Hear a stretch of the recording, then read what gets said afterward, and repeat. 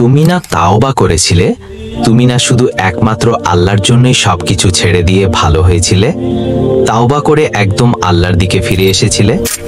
বুঝতে পেরেছিলে নিজের চিরস্থায়ী প্রকৃত ঠিকানা কোথায়? তাহলে আবার কেন ভুলে গেলে? আবার কেন সেই জঘন্য পাপের রাস্তা বেছে নিলে? আবারও কেন আল্লাহর থেকে দূরে সরে গেলে? কোন পাপ তোমাকে আবার গ্রাস করে ফেলল? তুমি তো নিজের পাপের জন্য আল্লাহর কাছে রাতের শেষ অংশে তাহাজ্জুদে অঝরে কেঁদে কেঁদে তাওবা করেছিলে যে সমস্ত ভুলের জন্য। সেই তুমি আবারও দুনিয়ার মোহের ধোকায় পড়ে গেলে। তুমি কেন এত দুর্বল ঈমানের পরিচয় দিচ্ছ? তুমি কি ভুলে গিয়েছ তুমি কার প্রিয় বান্দা?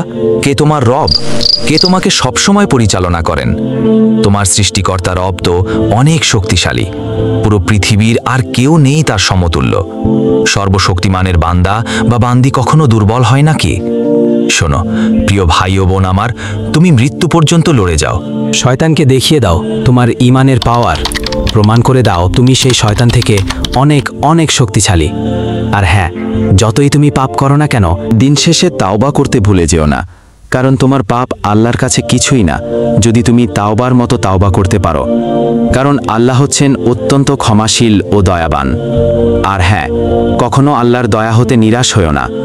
যতই খারাপ কিছু করো না কেন, দিন শেষে এটা মনে রাখবে, তুমি ফিরতে পারলে আল্লাহর দিকে, আল্লাহ তোমার সমস্ত পাপ ক্ষমা করে তোমাকে তার প্রিয় ব্যক্তি হিসাবে বাছাই করবেন ইনশাআল্লাহ। তাই আর কোনো দেরি নয়, এখনই তুমি তোমার রবের দিকে ফিরে আসো। নিশ্চয়ই তিনি অত্যন্ত ক্ষমাশীল ও দয়াবান।